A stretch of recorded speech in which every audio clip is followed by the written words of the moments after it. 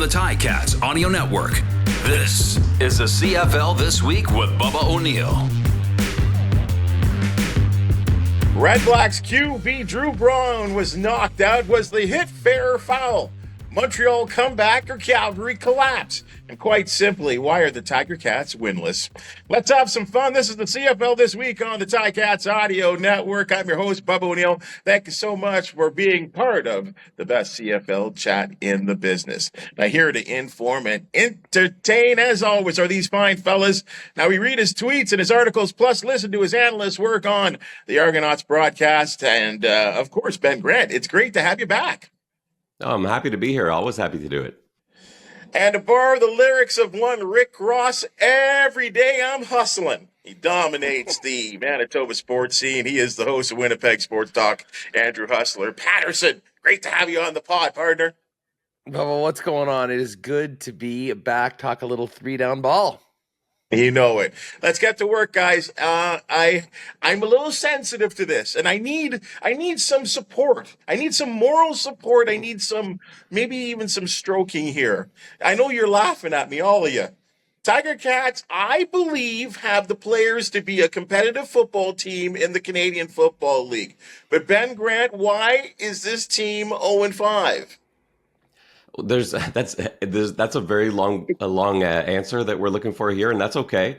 But I think the first thing to talk about is that yes, they are 0-5, but they're a couple plays away from being 3-2. So it's not like they're getting their doors blown off every week. They did this week, certainly. And I think in Regina, that was a pretty bad scene too. But those other three games, they probably should have won, if not for, maybe a Tim White catch here or there, a squib kick in Ottawa. They're right in these games. And so it is a competitive team. But let's not forget too that there's a lot of new pieces. They've got half of the Toronto Argonauts joining their team, and those guys have to meld and get together. And it takes a little while. And so I think what's hurting is the fact that you've got this added pressure now. So you're trying to get the teams to gel together, to mesh, and they're hearing it from their own fans. They're hearing it from each other. There are people that are starting to lose jobs, and that makes it really tough to gel when the environment isn't really conducive to, I guess, time. Hustler, help me. Well, I mean, listen, at 0-4 going into last week, we knew how you felt, and that hadn't happened in Winnipeg for a long time. Listen, if you look at the first 4 games of the season, I was stunned at just how much the Hamilton receivers let Bo down early on in the year. I mean, I thought that game in Calgary was winnable in the first week, and certainly the game against Edmonton right there. Problem is, you have some close games at 0-4. And then you go out in a big game at home against BC, who traditionally doesn't necessarily travel great out west across the country, and you get your asses handed to you in that fashion that we saw on Sunday. And that was a big step back. I mean, it's one thing to be competitive and sell your fans that, hey, we are right in this, we are right there.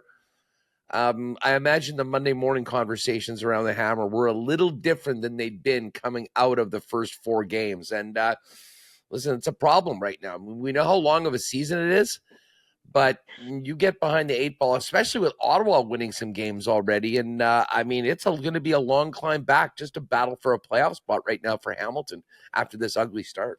I think some of the things that really concern me are the focus issues and mental errors that we've seen, which you don't normally see in week 5. Like, those are things you usually get out of the way in weeks 1, 2, maybe even 3.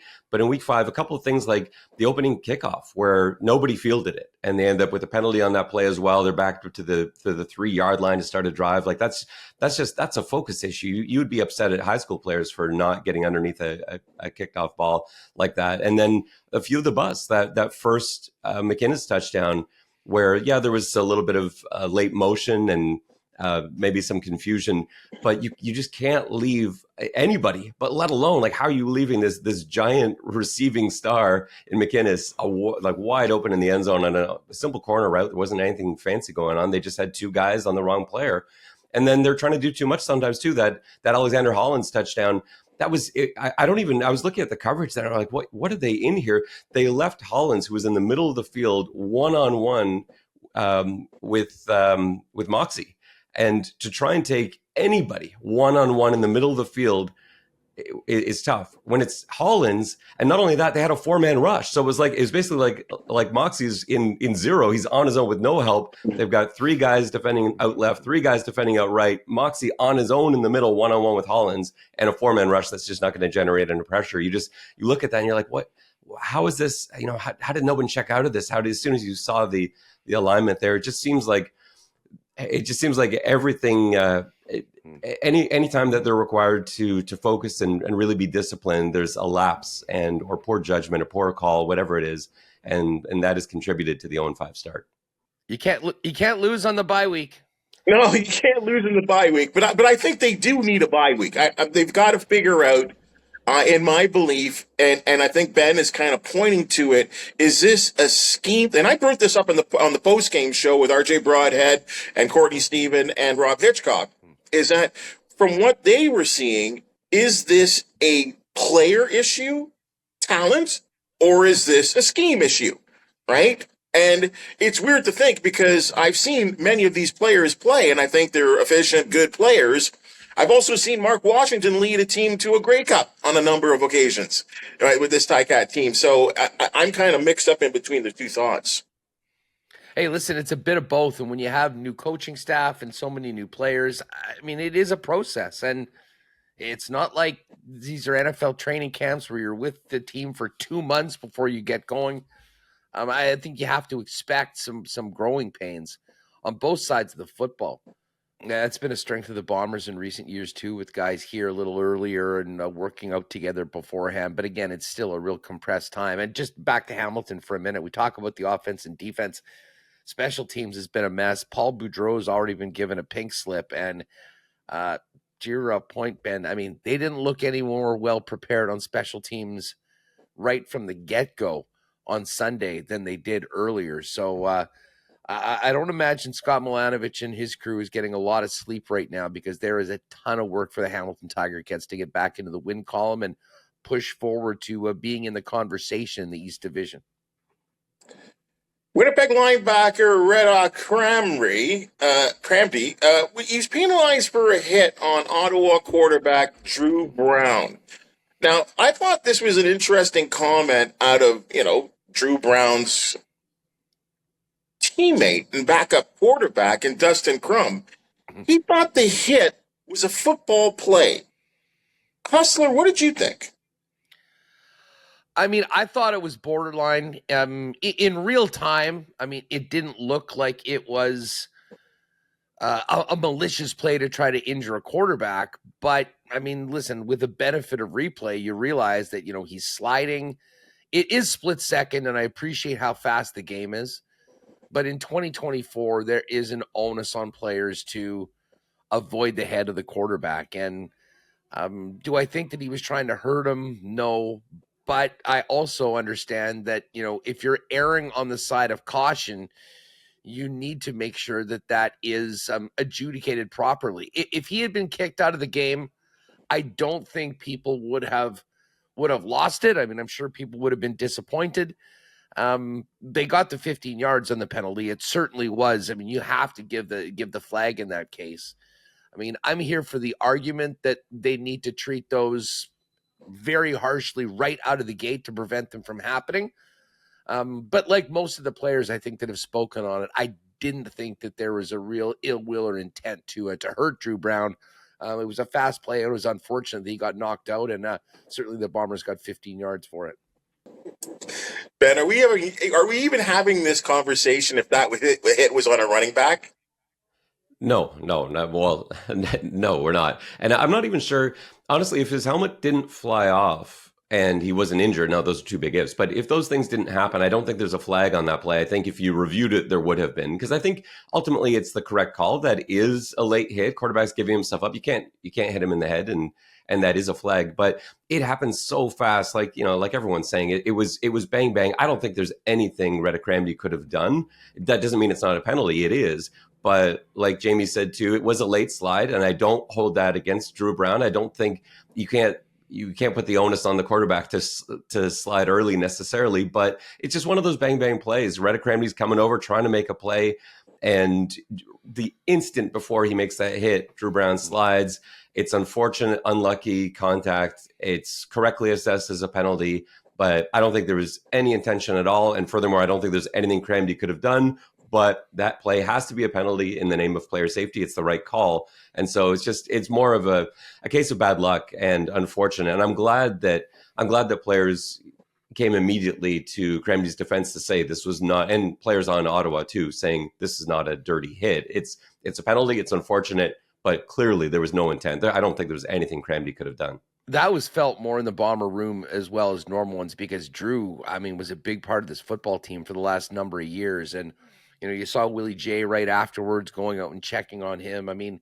There wasn't a bunch of bad blood, and there was more to this. This was a bang-bang play that ended up poorly for Dru. And I think Cramdy, as well as everyone on the Bomber offense, or defense, and frankly, the entire locker room was feeling for Dru because they have such a close relationship with him over the years.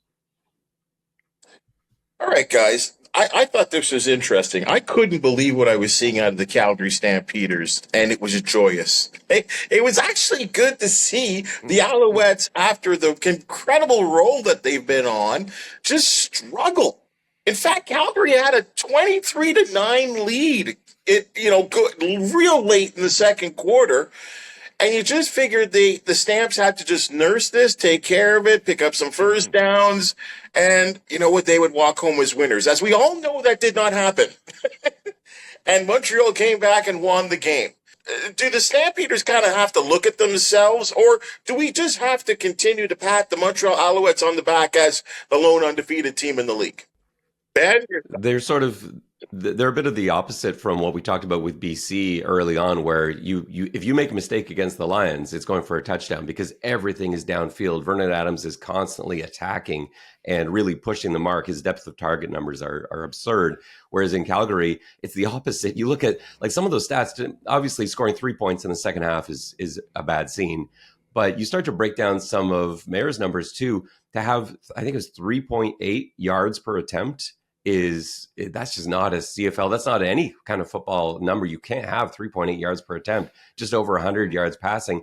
And so, it looks bad to be up 2 touchdowns and surrender that lead, but that's not unheard of in the CFL, certainly, especially with a whole half to go. The problem is more like what happened in the second half where they're only able to put up those 3 points. Why was it so conservative? Why can't they take some chances downfield?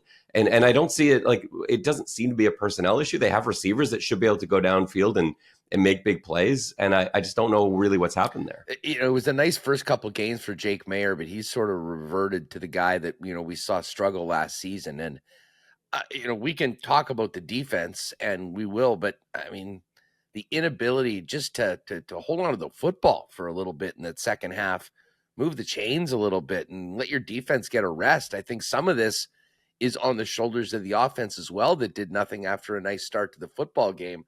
But let's give credit where credit is due. The Montreal Alouettes, we joke. We're still not over that final minute in the Hammer last year in the Grey Cup here in the Peg. And it almost seemed like Cody, I don't know what happened at the 3-minute warning of the Grey Cup, but since then, Cody Fajardo has turned into a super version of himself. And he's been absolutely brilliant this year. And there are intangibles to winning a game like the Grey Cup the way that Cody did. And I think more than any recent example in Canadian football, we've got a guy that is a new player that's playing with a whole new level of confidence right now. And that Jamie can speak to it from all those years back in Saskatchewan. And he did have some good ones. I'm not sure we've ever seen Cody Fajardo play at a higher level right now. When you combine the confidence they have as defending Grey Cup champs, the job that coaching staff has done, Montreal deserves everything. Oh my God, about that entire receiving core. And again, it all starts with the guy pulling the trigger. So I'm going to give more credit to Montreal for that win. But again, Calgary has been leaky. We saw Chris Streveler go the length of the field to get that game to overtime the week before. But Fajardo's been on another level this year, and Montreal absolutely deserves the unblemished record that they have so far. And I think that there's basically two things that you see Cody Fajardo do, and it's a deadly combo. So against the Argos a couple of weeks ago, I was watching firsthand as he just took 5 yards at a time. Just 5 yard pass, 5 yard pass, 5 yard pass. His guys will turn it into 7-8. And that wears down a defense. And after a while, they're going to start taking chances. After a while, you're going to send a zero blitz.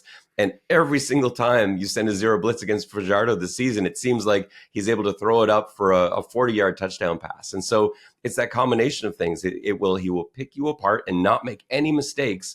And then as soon as you gamble on defense, as soon as you take a chance, he's going to burn you with it. And he's been successful an absurdly high percentage of the time when he's had to really unload downfield on a blitz. And so it's tough. Things have been falling Montreal's way a little bit, but I don't think you can take anything away from them either. They have put themselves in that position to force teams to take chances, to force teams to come up and try and make plays because they're too good. And if you play mistake-free football in the CFL, you're going to win a lot of games. And when you add the talent to that recipe as well, then yeah, it's a pretty tough team to stop. Well, it sounds like a perfect time to ask the next question then, guys. I mean, I know it's early, but it forces me to kind of ask this question. Early talk for most outstanding player in the Canadian Football League, and I have to look at the two teams that are leading each division and look at their quarterbacks. And you guys have been talking about Cody Fajardo, but what about Vernon Adams Jr.? I mean, this guy is... I find it hard to believe when I think back about his career path that the Tiger Cats basically did him a favor in shipping him to Montreal at one time because Jeremiah Masoli, not playing, was the starter. Dane Evans was the backup. And there was the entrance of one Johnny Manziel, right? Which made him expendable. So I'll ask you guys, MOP, if you had to vote right now, Fajardo or Cody or Vernon Adams? I'm going Cody. I mean, listen, they're 5-0 right now. He's led the way the entire way, and they've had some really, really impressive wins. I mean, we talk about the way they started off the season, whooping the Bombers here in Winnipeg and not looking back. Granted, at the end of the season, if BC keeps rolling the way that they are, it could very well turn. But, I mean, listen, Vernon Adams, they blew a 14-point lead in Toronto. They don't have an unblemished record right now. And Cody Fajardo and the Alouettes have won games in a number of different ways, and he's been a massive part of all of them right now. And, listen, I know that, Vernon has, about 175 yards on him right now. They're 11-10 in touchdown passes. But to me, the body of work through 5 games for the Montreal Alouettes has them as the number one team in the league, and Cody Fajardo has been the number one player. So if you had to make a vote right now after week 5, Cody's getting it. But as we said, it's a marathon, not a sprint. So I don't think they'll be raising a banner in Montreal that we've given him this award just yet. Go ahead, Ben. And I have to go with Vernon Adams Jr. I think Cody Fajardo is right there, and I think they both they're probably the only two guys in the conversation once you start boiling it down. You have to give shout outs to some defensive players. Milligan's playing awesome. I think Sales might even be playing at a higher level than Milligan. I love that defensive backfield for Saskatchewan and how they've been playing. Tyrese Beverette for Montreal has been outstanding this season. He's looking like one of the best players in the league too. But I think when you look at the numbers of Fajardo and Adams, and especially Adams, just with that deep threat that we talked about and how that hasn't turned into those turnover plays, because usually that was sort of the big play VA thing. Like, he's always shown that ability to go downfield. He's always taken those chances, but they're not even really chances this season. You project his stats right now, and that's what we're doing, is we're saying right now, who is the MOP? If you project what he has done to this point in the season, he's going to have over 6,300 yards passing, 39 touchdowns, 3 interceptions. Think about that. Like 39 touchdowns, 3 picks. Is that an MOP? Like, that sounds like an MOP to me. The Hall of Fame. And so, yeah, that's one of the best seasons in the history of time. And so, if what we're doing is after week 5 saying who's the MOP, I don't know how you cannot give it to Vernon Adams there. Well, and again, full respect to what Fajardo has done. And I don't know if Vernon's had the same protection that Fajardo's had in Montreal. So they certainly didn't in week 1, where Toronto seemed to get to him in every other play. That O-line for BC has played a lot better since then. But yeah, it's been a lot of magic. He's been escaping pressure in the pocket, really looking downfield while trying to create more time for himself, and then big play after big play. So for me, honorable mention certainly to Cody Fajardo, but I would absolutely give it to Vernon Adams Jr. Hustler, let me throw this to you because I've said this on previous CFL This Week editions this season.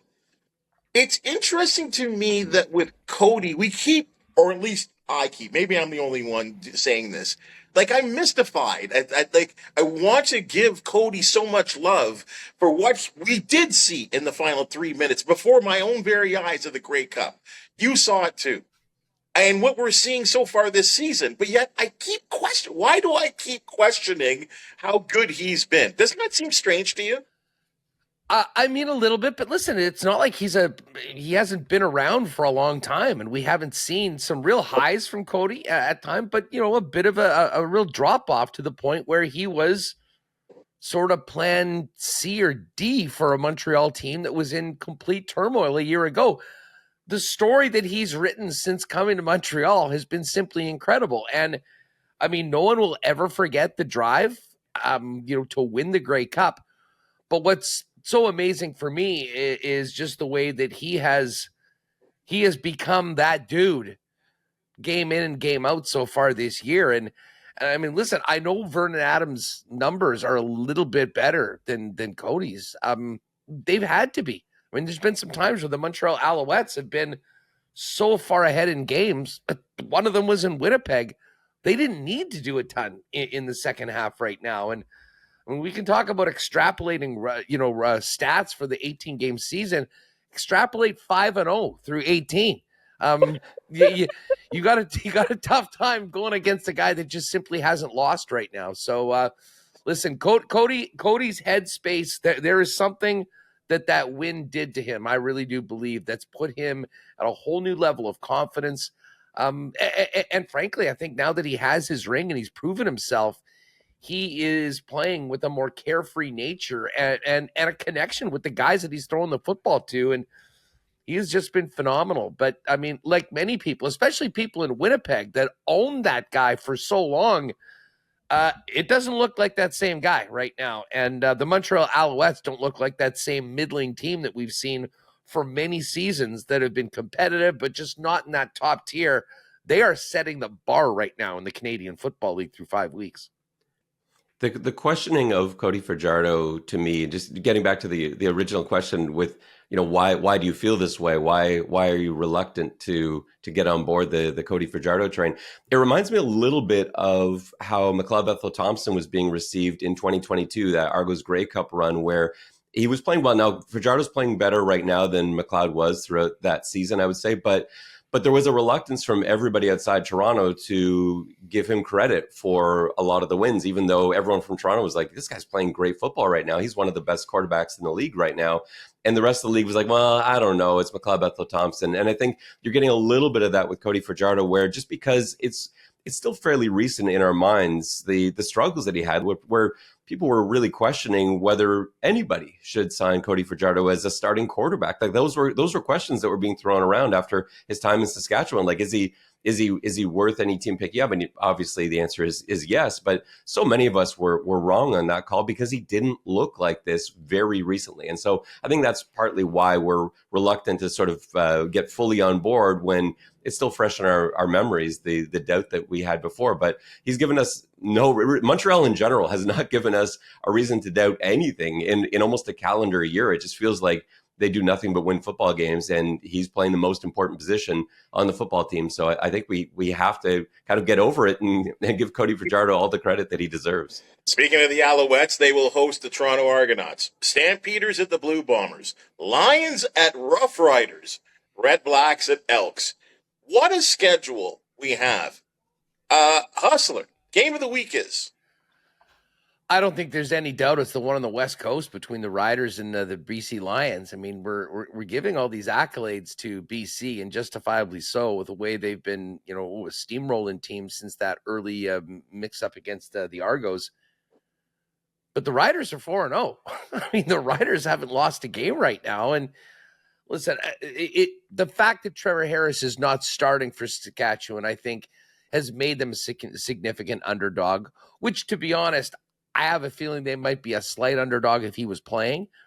But, I mean, you've got a 4-1 team against a 4-0 team battling for first place in the Western Division. I don't think there's any doubt that this is the game of the week. I would maybe feel a little bit more strongly about Montreal-Toronto like we did a couple weeks ago when they were both undefeated. Argos have kind of taken a little bit of a step back. Certainly that performance by Dukes last week took a little bit of shine off his, and we're hearing more about Chad Kelly.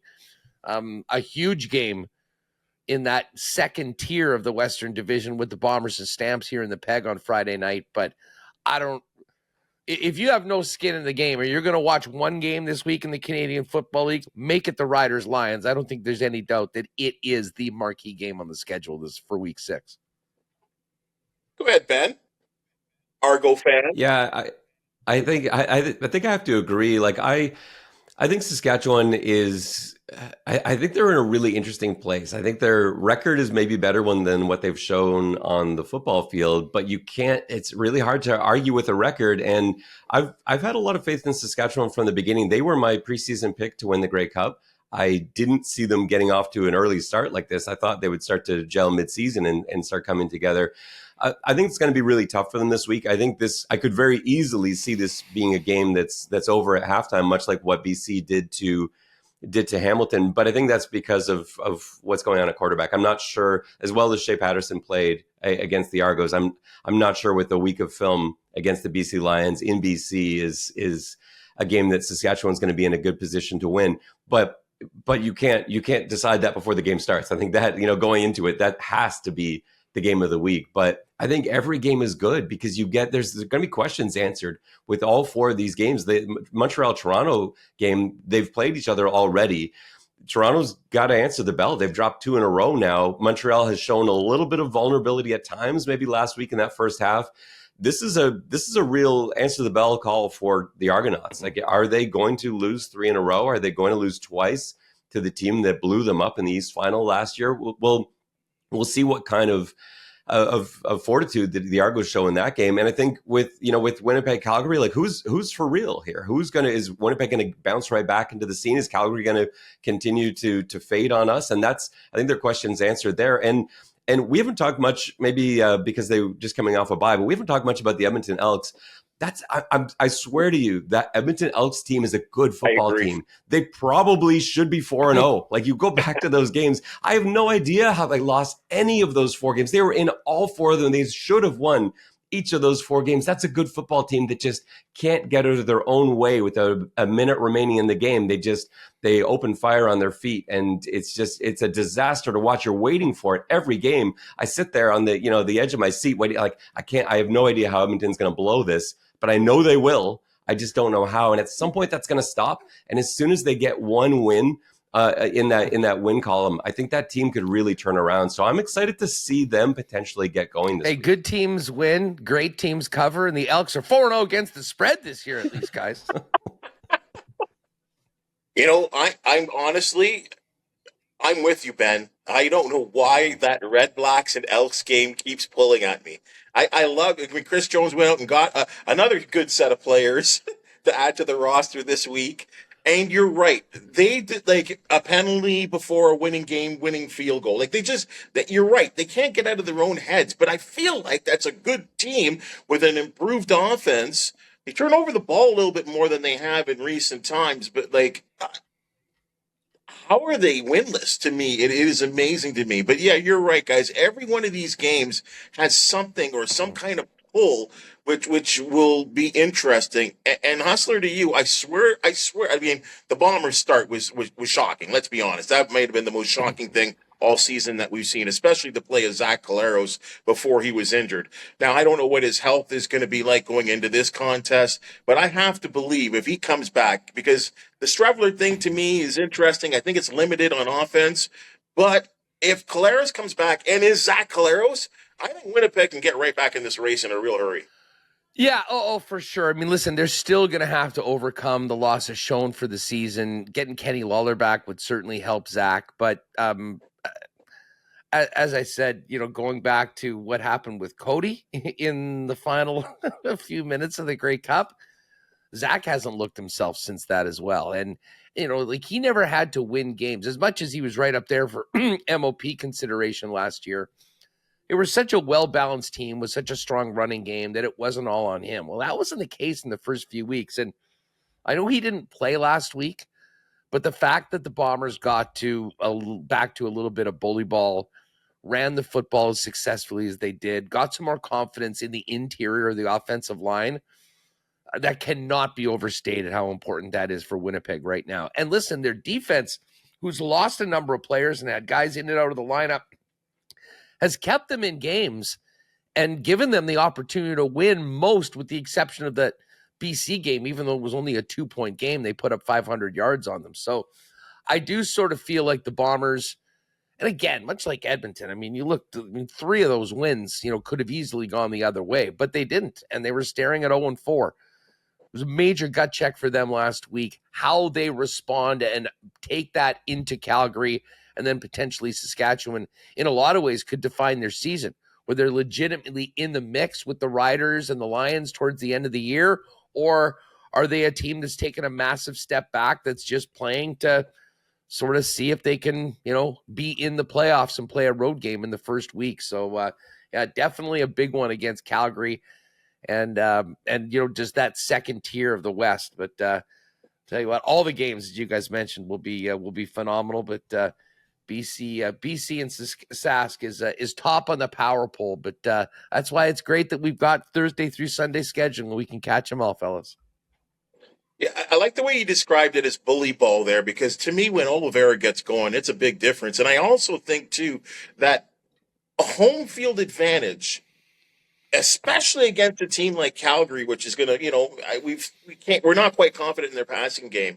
I think that crowd can make a huge difference in the way that Calgary are going to have to try and find ways to attack that Winnipeg defense, because it just seems that when I said Princess Auto Field, they're calling it now, not IG Yeah, Princess Field. Auto Stadium now. Like when they get going, man, that's a hard place to operate, man. Well, this has not been I was just going to say, early on in the season, the crowds have been awesome. The vibe around the stadium, and listen, that speaks to how the Bombers have been at a championship level off the field for a number of years, and the job that they've done getting young people. I say to friends in other places, if the CFL wanted to really market this game to younger people, they'd grab a drone through the north end of Princess Auto Stadium during these games, when there are 5,000 and 6,000 young people having the time of their lives on these beautiful summer nights, and just show that off elsewhere, because it adds to an environment that, while not necessarily all of them are completely locked into the game, it adds a vibe around the stadium that I think brings more people in. And all you need to do is look at the numbers of the amount of procedure penalties that this crowd has caused on other teams so far over the last number of years. Yeah, it speaks for itself. So, the crowd will be ready to go, and, hopefully the team will be able to do as well, because, a good and competitive Bombers team is good for the league. And I think there's a lot of teams that want to knock them off, not have the Bombers just fade before the end of the season. So bring it on. It's going to be fun that Friday night. Well, a good league also has the Tiger Cats involved too, but we'll take a week off and we'll be ready to go in a week or so. Hey, guys, you've been outstanding in the CFL this week. That's why I love this podcast so much. That's why so many people, even more importantly, love this podcast, is because we get each one of you guys with just these wonderful perspectives, and it's all across the nation too, representing each city that you work in, and it's great to get your take so much. Hustler, I love watching your show whenever I can. My hours conflict these days with it, but whenever I can, even sometimes when I know there's something going on, I'll watch the show on YouTube. So much news with the Jets and free agency and the disappointment in the Stanley Cup, and then now the kind of slow start from the Bombers. Your shows have been outstanding. Thanks a lot, Bubba. Yeah, people can check it out. Winnipeg Sports Talk. We're daily on YouTube, 1 p.m. Central, and shortly thereafterwards in your podcast feed. And for CFL fans, we've actually got a new weekly show with myself and Jeff Hamilton, who does a great job covering the league for the Winnipeg Free Press. It's called CFL 110. Wherever you get your podcast, just search CFL 110, or go to the Winnipeg Sports Talk YouTube channel, and that will follow Winnipeg Sports Talk Wednesday afternoon. So fun to sort of get away from the Bombers for a little bit and talk about the league that we enjoy so much. So that's some new content over there. But Bubba, always love catching up with you and appreciate the kind words about what we've got going on over at Winnipeg Sports Talk. Well, I'll tell you, Jeff, a good friend of this podcast as well, too, always adds a really fun amount of humor and a nice edge to him. I love having him on. Now, Ben, you and I, we're going to war in a week, but enjoy the contest against Montreal. When people want to talk some football with you, where can they do so? You can follow me on Twitter at Ben_Grant. You can read all my stuff at 3 Down Nation, and I've got the X's and Argos podcast you can find on YouTube or on any of your favorite podcast providers. We always do a pregame walkthrough episode and then a postgame recap if you're into seeing what's going on with the Double Blue. Well, looking forward to chopping it up with you real soon. Again, thank you so much, guys. Hey, the Ticats Audio Network, loaded with content for the Tiger Cats and all CFL lovers, folks. Join Ticats Game Day with the call. Obviously, RJ Broadhead, Luke Tasker on the call. And, of course, you'll have all the pregame info, opinion, and guests that you need. Simone Lawrence, Courtney Stephen, Mike Daly, and yours truly. So always be sure to join us on the Ticats Audio Network. This has been the CFL This Week. Thank you so much to our guests. We appreciate your viewership and listenership as well, too, on the podcast. I'm Bubba O'Neil. Enjoy the football this week, folks, and we'll see you next week on the CFL This Week.